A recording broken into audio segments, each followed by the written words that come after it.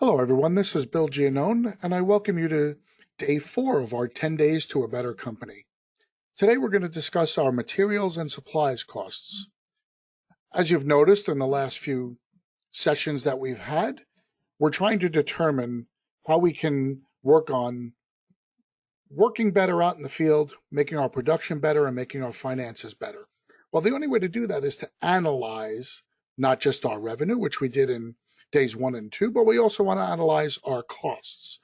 We're starting with costs of doing business or cost of goods sold. You might have heard those terms. Well, on day 3, we talked about our labor costs. Today, we're going to talk about our materials and supplies costs.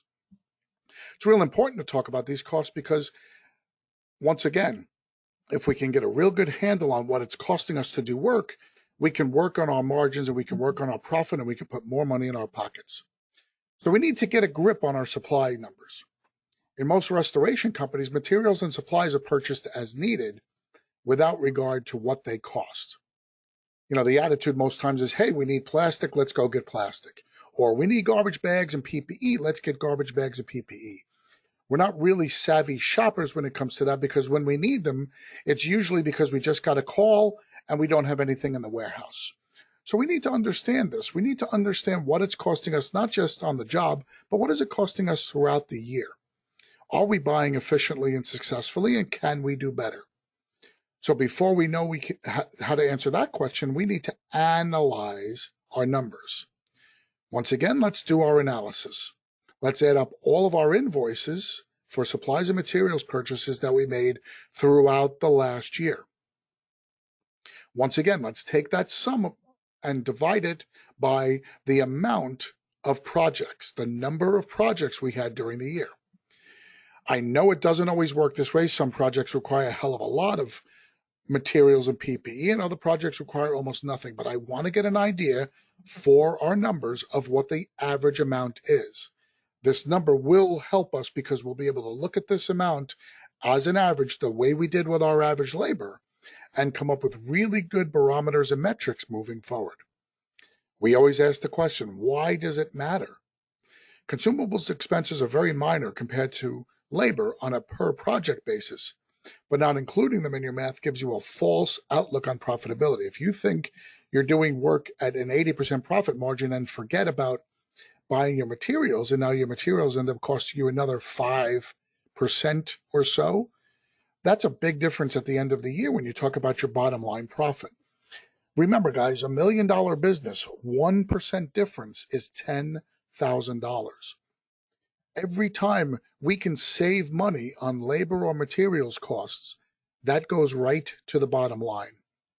That's why my second note here, I refer to it as being an area in your business that can yield you some free money.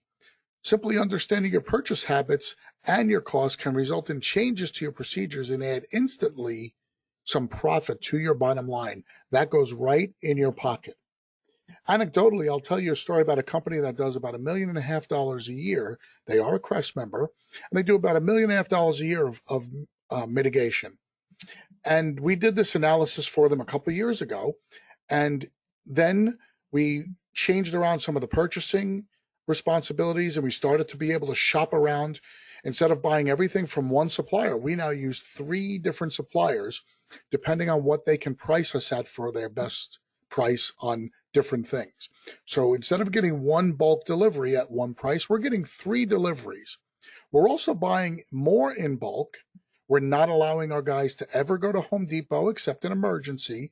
And we're making them get everything from the warehouse because we're making sure our process allows our office staff and our purchasing staff to know when we're getting low enough that we need to place another order.